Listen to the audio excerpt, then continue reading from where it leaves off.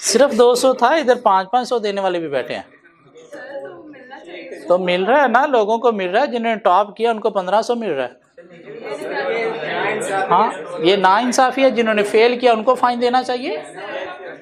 हाँ, चलें नेक्स्ट जो फाइन होगा उस पे भी हम कुछ करेंगे। क्या करना है, चैप्टर 2 की एक्सरसाइज में आए। कुछ प्रैक्टिस क्वेश्चन हमारे रहते हैं, वाइंड अप करके इसको खत्म करते हैं और फिर छुट्टी।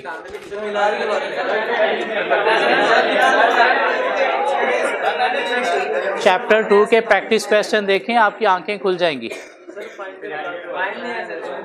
चैप्टर 2 का प्रैक्टिस क्वेश्चन देखें प्लीज। वो फाइन डिसाइड हो चुका है कि हमने टॉपर्स में डिस्ट्रीब्यूट करना है। टॉपर्स डिसाइड हो चुके हैं। ठीक हो गया। आप लोगों को पेन हो रही है, मैं समझ सकता हूँ, वो पेन मैं समझ सकता हूँ। ठीक हो गया।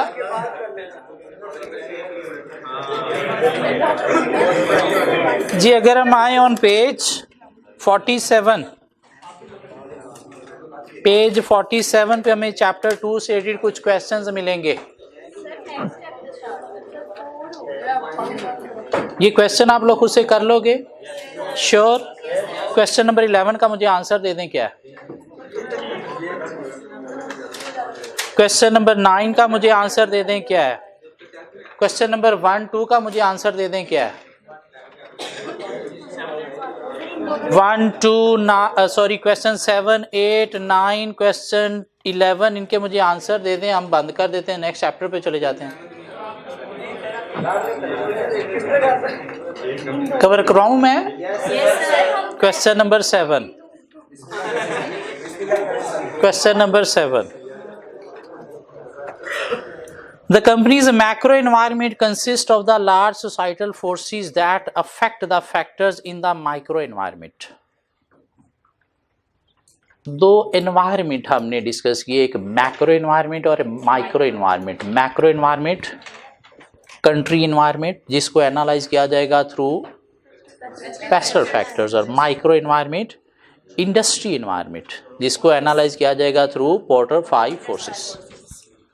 Mean macro environment factor micro environment factor को अफेक्ट करते हैं। इकॉनमी चेंज होगी तो bargaining power of customer affect होगी, कंपैटिटिव राइवरी अफेक्ट होगी, थ्रेट ऑफ न्यू एंट्रेंट्स भी चेंज होगा। इकॉनमी रिसेशन में चल रही है तो बैरियर टू एंट्री बन जाएगा, लोग इन्वेस्टमेंट नहीं करेंगे। Mean macro economic factor micro को अफेक्ट करते हैं। लॉ रेगुलेशन चेंज होंगे तो बैरियर टू एंट्री बन जाएगा। क्या ख्याल है? तो macro economic factor micro factor को अफेक्ट करते हैं। मैक्रो माइक्रो इकोनॉमिक्स की बात नहीं हो रही, मैक्रो एनवायरमेंट और माइक्रो एनवायरमेंट की बात हो रही है। मैक्रो एनवायरमेंट क्या है? कंट्री एनवायरमेंट, और माइक्रो एनवायरमेंट क्या है? Industry environment. So a company's macro environment consists of large societal forces that affect the factors in the micro environment. Describe the major forces in detail and show how they affect marketing plan. तो कौन सी forces आपको बतानी है, micro environment वाली या macro वाली? Macro वाली बतानी है कि political factor like change in government policies, taxation, government nationalisation, privatisation policy affect the business organisation. Economic factor like change in economic condition, interest rate, inflation rate, forex rate also affect the business in meeting its corporate objective. Social factor like change in consumer taste, preference, habit, culture or aging population also affect the business in meeting its corporate objective. Technological factor, developments in technology also affect the business through downsizing, restructuring या फिर social media etc. Ecological factor, awareness of environmental concern also affect the business in impacting business over physical environment. And legal factor, changes in law regulation can also have adverse effect on the business to meet its corporate objective. Mean heading देनी है, वो बताने हैं factors क्या हैं और थोड़ा सा बीच में एक एक लाइन में बताना है कोई एक आध एग्जाम्पल यूज करते हुए ये बिजनेस को अफेक्ट करते हैं, ये बिजनेस को अफेक्ट करते हैं, किस तरह अफेक्ट करते हैं, कोई ऑब्जेक्टिव मीट करने में अफेक्ट करता है, टेक्नोलॉजिकल इनोवेशन लाने में, अडॉप्ट करने में, एफिशिएंसी में अफेक्ट करते हैं, एनवायरमेंटल कंसर्न, बिजनेस का इम्पैक्ट और एनवायरमेंट रिड्यूस करने में अफेक्ट करता है। कितने marks? 10 marks. Out of syllabus तो नहीं है, लेकिन रिक्वायरमेंट को अंडरस्टैंड करना थोड़ा मुश्किल है कि उसने हमसे पूछा क्या है। सारे के सारे पेस्टल फैक्टर्स का बिजनेस में इंपैक्ट पूछा उसने। Question number 8, organisation do not operate in vacuum. Vacuum mean एक खाली डब्बा, मीन ऑन इट्स ओन एक खाली डब्बे में ऑपरेट नहीं करती ऑर्गेनाइजेशन, इसको काफी फैक्टर्स इंटरनल एक्सटर्नल अफेक्ट करते हैं। So organization do not operate in vacuum. Environment does affect an organization capability to serve its customer and meet the expectation of stakeholder. Briefly describe the 3 level of marketing environment. इन क्या factors हैं 3 environment से related जो business को affect करते हैं। तो 3 environment business को affect करते हैं। एक एक्सटर्नल मैक्रो एनवायरनमेंट बिजनेस को अफेक्ट करता है, like political, economic, social, technological, ecological, legal factors. एक micro environment like industry environment business को अफेक्ट करता है, like bargaining power of customer, supplier, competition, substitutes. एक इंटरनल एनवायरनमेंट भी बिजनेस को अफेक्ट करता है, like activities of the business, primary, secondary, that create strength and weaknesses for the business. ये 3 paragraph देने हमने।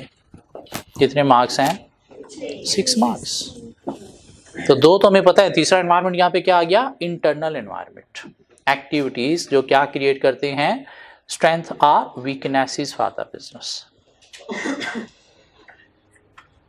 Question number 9, a country's government has a major role to play in success or failure of its economy. Government का country की economy की success या failure में बहुत important role होता है नहीं होता? होता है। इनकी पॉलिसीज ही इकॉनमी को सक्सेसफुल बनाती हैं और इनकी पॉलिसीज ही इकॉनमी को फेल करती हैं। पाकिस्तान की इकॉनमी सक्सेसफुल है, फेलियर है? कौन है इसमें जिम्मेदार? गवर्नमेंट। नवाज शरीफ नहीं, गवर्नमेंट। क्योंकि अब तक आप 3 गवर्नमेंट्स देख चुके हो पिछले 12 सालों में, एक नहीं 3 देख चुके हो और तीनों ने तबाही ही तबाही की है। इसलिए आप किसी एक को ब्लेम नहीं कर सकते ये पार्टी गंदी है, नहीं, गवर्नमेंट गंदी है। गवर्नमेंट कौन चला रहा है? एस्टैब्लिशमेंट।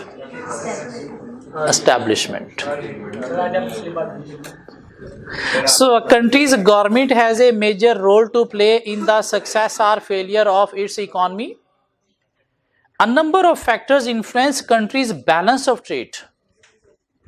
बैलेंस ऑफ ट्रेड को काफी सारे फैक्टर्स अफेक्ट करते हैं। डिस्कस बैलेंस ऑफ ट्रेड को क्या क्या फैक्टर्स अफेक्ट करते हैं जिससे बैलेंस ऑफ ट्रेड फेवरेबल या अनफेवरेबल हो सकता है?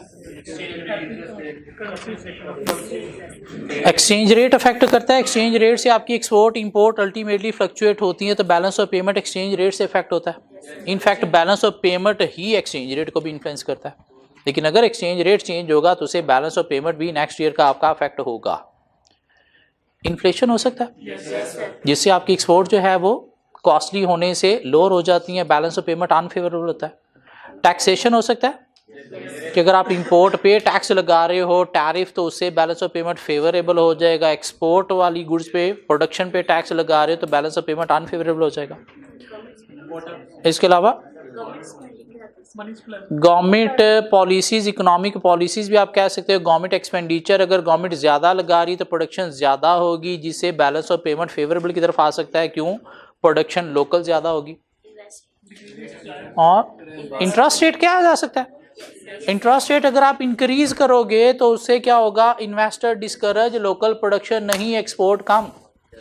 इंटरेस्ट रेट डिक्रीज करोगे तो इन्वेस्टर इनकरेज होगा। जब भी गवर्नमेंट क्या कर रही है? इंटरेस्ट रेट को डिक्रीज कर रही है और सारे बैंक अब ये चीज मार्केटिंग कर रहे हैं कि हम लो रेट पे लोन प्रोवाइड कर रहे हैं, लिहाजा लोन अपॉर्चुनिटी आप अवेल कर सकते हो। क्यों? इससे क्या होगा? इन्वेस्टर इनकरेज होगा, पैसा इकॉनमी में आएगा, मनी आएगी तो उससे क्या होगा? इकॉनमी ग्रो करेगी। तो 4-5 बातें की जा सकती हैं। इन्फ्लेशन है, टैक्सेशन है, और प्रोडक्ट की क्वालिटी भी कहा जा सकता है। प्रोडक्ट की क्वालिटी अच्छी प्रोड्यूस करोगे तो बाहर डिमांड ज़्यादा होगी, गंदी प्रोड्यूस करोगे तो यहाँ पे लोकल लोग भी बाहर की चीज़ें यूज़ करेंगे। क्या ख्याल है? कॉस्ट ऑफ प्रोडक्शन भी कहा जा सकता है, या प्रोडक्ट की प्राइस भी कहा जा सकता है। अगर आपने ज़्यादा कर दी तो एक्सपोर्ट आपकी कम हो जाएगी, लोग इंपोर्ट को चीप समझते हुए ज़्यादा प्रेफर करेंगे। तो 5 फैक्टर्स लिखे जा सकते हैं। Question number 10, organisation operate within a regulatory framework set by government which is very broad in scope and deal with a range of specific issues. Organization government laws के accordingly भी चलती हैं, और laws काफ़ी सारे हैं और business को या सोसाइटी के स्पेसिफिक इशू से रिलेटेड बनाए गए हैं। क्यों? हर लॉ का कोई ना कोई पर्पस होता है। Required part A, explain 4 principal aim of the government regulation of business.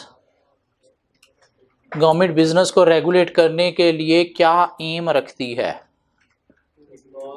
Mean laws क्यों बनाए जाते हैं? तो हर लॉ का यहाँ पे पर्पस लिख दो। एम्प्लॉयमेंट लॉ क्यों बनाया गया है? To provide protection to the employee so that employer can not mistreat और एक्सप्लॉइट द एम्प्लॉयज। हेडिंग नहीं देनी, ऊपर आपने एम देना है और पर्पस लिख दिया number 1, to provide protection to the employees so that employer cannot exploit, mistreat the employees, i.e. employment law। Example आपने दे दी employment law.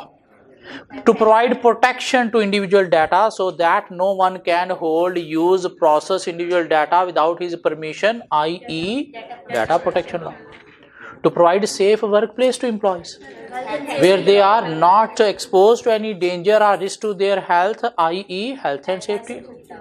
To maintain fair competition in the economy and to avoid anti-competitive practices, i.e. 4 ही लिखने हैं आपको। क्या ख्याल है? नहीं लिखना रट्टा है, लेकिन कौन सा आइडेंटिफाई करना है। ये बीएम के पेपर में बहुत बड़ा मसला है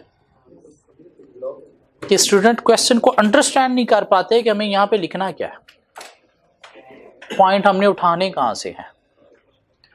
Part B of the question, identify and explain with the use of example. Identify and explain with the use of examples any 4 key areas in which an organization is affected by government regulation and legislation. तो कोई से 4 laws आप उठा के explain कर देने। Employment law explain कर दो, उसके 5 एस्पेक्ट्स हैं। Health and safety law 3 aspects हैं। कंपटीशन लॉ 3 एस्पेक्ट्स हैं। डाटा प्रोटेक्शन लॉ को 3-4 प्रिंसिपल्स बता दो। And question number 11, the president of Japanese car company Honda recently stated that his company would not expand its production capacity any further in its factory in the UK। Japan की company है Honda जो UK में production कर रही थी, लेकिन उसके president ने कहा जी अब हम यूके के अंदर प्रोडक्शन नहीं करेंगे। This factory produces Honda cars for the European market. और क्या कर रहे थे? यूरोप मार्केट के लिए ये प्रोडक्शन कर रहे थे। क्यों? यूके और यूरोप साथ साथ है। अगर जापान से ही प्रोड्यूस होके कारें आएंगी यूरोप में तो ट्रांसपोर्टेशन कॉस्ट ज़्यादा पड़ेगी, इसलिए उन्होंने यूके में प्लांट लगाया हुआ है ताकि यहाँ से यूरोप जाएंगी तो ट्रांसपोर्टेशन कॉस्ट कम होगी। इसलिए क्या कर रहे थे? प्रोडक्शन कर रहे थे यूके में, लेकिन अब बंद करने जा रहे हैं। He explained that the reason for this decision was the currency risk। और इसकी रीजन क्या है? Currency risk. मीन शायद कोई फॉरेन एक्सचेंज में चेंज आ गया। आपने देखा ये यूके, यूरोप, यूएसए के बड़े बड़े ब्रांड्स प्रोडक्शन अपनी इंडिया, पाकिस्तान, चाइना, बांग्लादेश इधर करते हैं। रीजन क्या? Currency risk. इन कंट्रीज की करेंसी लोअर है, उनकी करेंसी अपर है। इनकी करेंसी लोअर है तो यहाँ पे कॉस्ट ऑफ प्रोडक्शन भी कम होती है। अगर इन कंट्री की करेंसी डॉलर के अगेंस्ट अप हो जाए ना तो फिर उनको यहाँ पे प्रोडक्शन करना सूटेबल नहीं होगा। और इधर अगर ये यूके में प्रोडक्शन बंद कर रहे हैं तो क्यों कर रहे होंगे? शायद रीजन है कि यूरोप की करेंसी क्या है? यूके की करेंसी क्या है? पाउंड। कि शायद पाउंड अप हो गया है एज कंपेयर टू यूरो, जिस वजह से इन्हें कॉस्ट ऑफ प्रोडक्शन जो है वो महंगी पड़ रही है। कहाँ पे? यूके में। इसलिए शायद ये क्या करने जा रहे हैं? अपनी प्रोडक्शन यूके में बंद करने जा रहे हैं। क्या ख्याल है? उस कंट्री में आप प्रोडक्शन करोगे ना जहाँ पे करेंसी डाउन होगी, अगर उस कंट्री की करेंसी जहाँ पे प्रोडक्शन कर रहे हो अप चली जाएगी तो आप क्या करोगे? वहाँ पे प्रोडक्शन नहीं करोगे। क्यों? वो फायदे में नहीं है। क्यों? उससे कॉस्ट ऑफ प्रोडक्शन बढ़ जाएगी। तो एक रीजन बताई जा सकती है, might be UK currency has gone up as compare to Europe currency euro, that's why they are going to stop their production in UK. The company was concerned about its competitiveness in Europe market। Cost of production बढ़ गई है तो ultimately फिर prices भी Europe में इनको ज्यादा charge करना पड़ रही होंगी, इसलिए ये क्या करने जा रहे हैं? यूके में प्रोडक्शन बंद करने जा रहे हैं। हाँ, यूके की बजाय अगर ये यूरोप में ही प्रोडक्शन करेंगे तो शायद सस्ती पड़ेगी कार, जिससे कंपटीशन भी डील हो जाएगा। It has a 5% share of the UK car market but only a 1% share of market in the rest of Europe. Explain why the company president may meet by the currency risk। जब UK में अगर production बंद करके Europe में production करेंगे तो cost of production कम आएगी, ऐसी बात है। और कॉस्ट ऑफ प्रोडक्शन जब आपकी कम आएगी तो आप अब कम प्राइसेस पे अपनी कार्स बेच सकते हो। कम प्राइसेस पे बेचोगे तो यूरोप में भी आपका मार्केट शेयर इंक्रीज हो जाएगा और साथ यूके में भी जब आप सस्ती कारें दोगे, क्यों आप सस्ती प्रोड्यूस कर रहे हो, तो यूके में भी मार्केट शेयर 5% से क्या हो जाएगा? बढ़ जाएगा। तो इससे क्या होगा? कंपनी को फायदा होगा। इसलिए अपनी प्रोडक्शन यूके में बंद करके कहाँ पे करने का सोच रहे हैं? यूरोप में। क्यों? यूके की करेंसी अप हो गई है एज कंपेयर टू यूरो, तो कॉस्ट ऑफ प्रोडक्शन अब यूरोप में लोअर होगी दैन यूके। और जब कॉस्ट ऑफ प्रोडक्शन वहाँ पे कम होगी तो आप प्राइसेस कम चार्ज करोगे। प्राइसेस कम चार्ज करोगे तो उससे यूरोप में जो आपका मार्केट शेयर 1% है वो भी बढ़ जाएगा और यूके में जो आपका मार्केट शेयर 5% है वो भी कम प्राइसेस के थ्रू बढ़ जाने से बिजनेस ऑब्जेक्टिव मीट होगा। क्या ख्याल है? दिमाग। ये वो 2 पेजी से बैलेंस ऑफ पेमेंट वाले जो जस्ट रीडिंग थी कि कैसे करेंसी रेट फ्लक्चुएट होते हैं ओवर द कंट्रीज और कैसे ये बिजनेस को अफेक्ट करते हैं। ये एक लेवल का पार्ट था, लेकिन 4 नंबर है। ये हमारे आई कैप क्वेश्चन बैंक का क्वेश्चन है। आई कैप क्वेश्चन बैंक के अंदर जितने भी क्वेश्चन है 11 चैप्टर से, इनमें से 2 क्वेश्चन हर पेपर में एग्जामिनर टेस्ट करते हैं। तो ये क्वेश्चन भी टेस्ट हो सकता है। इसका आंसर बैक पे दिया गया, प्लीज एक दफा रीड कर लेना। कि क्यों बंद किया यूरोप में प्रोडक्शन? कि might be UK currency pound has gone up as compare to euro, तो cost of production has increased. So company क्या करने जा रही है? शिफ्ट करने जा रही है production from UK to Europe. Through low cost production they will charge lower prices to the customer and this will help to increase market share in Europe from 1% to above and will also help to increase market share in UK from 1% to above.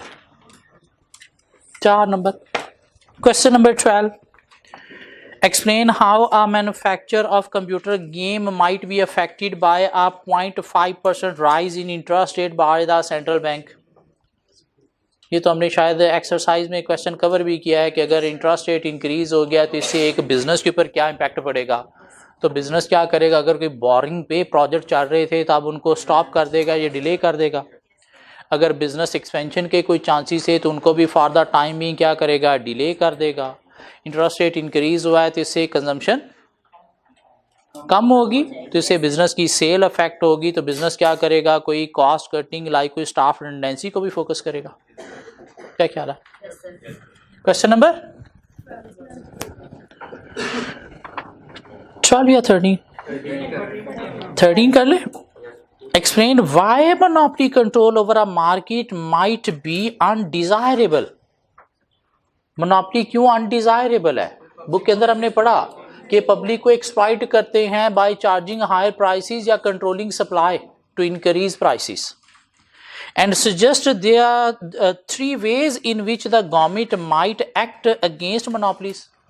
तो monopoly control है, like decision of nationalization या फिर creating government business in competition, या फिर collusion, anti collusion regulation है which is illegal in some countries, या फिर price control है like defining prices of certain necessary goods by the government like fruit, vegetable, meat, fuel prices in Pakistan. क्या ख्याल है? Mainly हमने monopoly क्यों गंदी है ये बताना है और साथ 3 एस्पेक्ट जो हैं कंपटीशन लॉ के वो बताने हैं. And question number 14, Pakistan currently has an ageing population, जब भी हमने टेस्ट में दिया आई कैप क्वेश्चन, बैंक का क्वेश्चन है ये. According to Porter, what are the 5 forces that determine the level of competition in an industry or a market? 3 number हैं तो सिर्फ क्या करने हैं, फोर्सेस के नाम देने हैं. Threat of new entrance, threat of substitute, bargaining power of supplier, bargaining power of customer, comparative rivalry. बहुत इंपॉर्टेंट हैं ये हमारे प्रैक्टिस क्वेश्चन भी हर चैप्टर के एंड पे.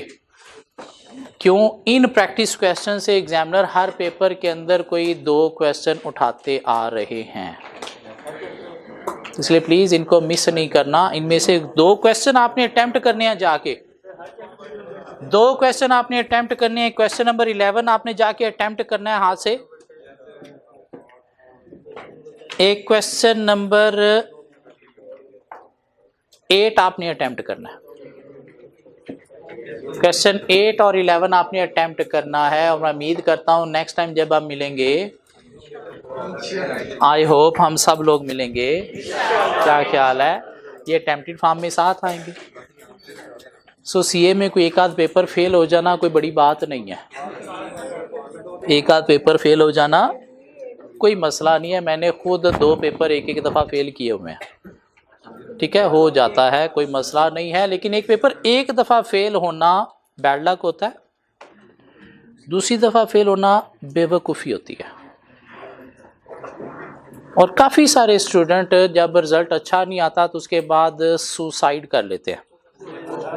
सुसाइड का मतलब ये नहीं मर जाते हैं, नहीं, गंदा डिसीजन ले बैठते हैं. गंदा डिसीजन ले बैठते हैं कि आगे औकात होती नहीं, लेकिन 4 या पेपर उठा के अपनी वो अटेम्प्ट भी ज़ाया कर बैठते हैं. 4-5 पेपर उठा के, कुछ औकात है 3 पेपर की, लेकिन बिल्कुल 1 या 2 पेपर पे आके अपनी ज़िंदगी तबाह कर बैठते हैं. ये जो गंदा डिसीजन है ये क्या है, सुसाइड आफ्टर रिजल्ट जो स्टूडेंट करते हैं. उसकी रीज़न क्या है कि कंसल्ट करते हैं अपने ही जैसे किसी गंदे स्टूडेंट या गंदे सीनियर को, जहाँ से आपको कभी भी अच्छा मशवरा नहीं मिलना. किसी ऐसे बंदे से डिस्कस करोगे जिसने 10 अटेम्प्ट्स लगाई हुई हैं तो वहाँ से आपको अच्छा मशवरा नहीं मिल सकता. क्यों? उसने 10 लगाई हैं और वो शायद सेटिस्फाई इस चीज़ में, तो आपको भी वैसा ही मशवरा देगा कि कोई नहीं 10 अटेम्प्ट तू भी लगा लेगा. इसलिए प्लीज़ अगर रिज़ल्ट कुछ ऊपर नीचे हो जाए तो अपने किसी अच्छे सीनियर से कंसल्ट करना है, पढ़ने वाले से, या अपने टीचर से कंसल्ट कर लेना है कि क्या किया जाए, कौन सा पेपर ड्रॉप किया जाए, कौन सा लेके चला जाए, पिछले को क्या किया जाए. प्लीज़ सुसाइड की तरफ हमने नहीं जाना. आधे स्टूडेंट जो हैं पेपर कोई एक आध फेल करने के बाद सुसाइड की तरफ चले जाते हैं और अपना कैफ तबाह कर लेते हैं. तो प्लीज़ ये हरकत आप लोगों ने नहीं करनी. So wish you best of luck. उम्मीद करता हूँ हम सब लोग वेडनेसडे को इसी क्लास में वापस मिलेंगे.